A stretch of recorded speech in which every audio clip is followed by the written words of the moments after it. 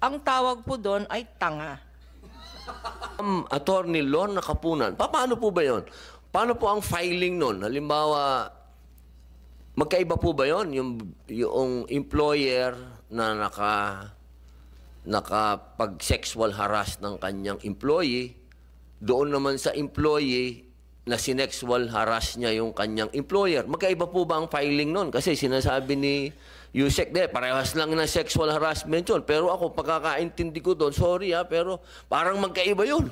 Parang mas matindi yung boss na hinaras niya yung yung kanyang tao Yung gano'n po ba? In terms of procedure, pareho rin po. Hindi po nagkakaiba yung employer na nagharas sa employee at saka yung employee na nagharas sa employer. Pareho po yun. Sa procedure. Pero sa reality, wala pong nagpa-file na employer against an employee.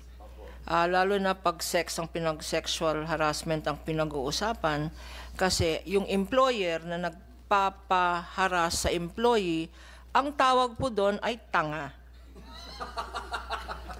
So, hindi po nangyayari yun? Hindi po nangyayari yun because kahihiyan po yun. At sasabihin ng mga bossing, sasabihin ng, hindi ka naman hinaras nag-consent ka naman.